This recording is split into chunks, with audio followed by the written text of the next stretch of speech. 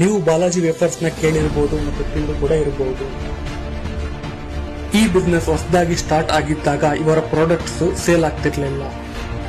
ಆಗ ಬಾಲಾಜಿ ವೇಫರ್ಸ್ ನ ಕಂಪನಿಯ ಮಾಲೀಕರಾದ ಚಂದುಬಾಯ್ ವಿರಾನಿ ಅವರಿಗೆ ಒಂದು ಐಡಿಯಾ ಬರುತ್ತೆ.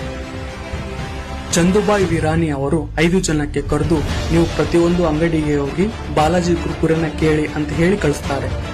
ಸುಮಾರು 2 ತಿಂಗಳು ಇದೇ ಕೆಲಸ ಮಾಡಲಿಕ್ಕೆ ಹೇಳ್ತಾರೆ.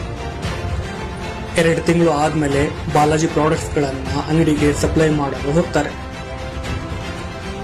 ಆವಾಗ ಅಂಗಡಿ ಓನರ್ಸ್ ಗಳಿಗೆ ಎಲ್ಲರೂ ಬಾಲಾಜಿ ಕುರ್ಕುರೆ ಕೇಳ್ತಾ ಇದ್ದಾರಪ್ಪ, ಸೊ ನಾವು ಕೂಡ ತಗೊಂಡು ವ್ಯಾಪಾರ ಮಾಡಕ್ ಶುರು ಮಾಡೋಣ ಅಂತೇಳಿ ಬಾಲಾಜಿ ಪ್ರಾಡಕ್ಟ್ಸ್ ಗಳನ್ನ ತಗೊಂತಾರೆ. ಇವಾಗ ಬಾಲಾಜಿ ವೇಫರ್ಸ್ ಕಂಪನಿ ದೊಡ್ಡ ಮಟ್ಟದಲ್ಲಿ ಬೆಳೆದು 5,000 ಕೋಟಿ ಕಂಪನಿಯಾಗಿದೆ.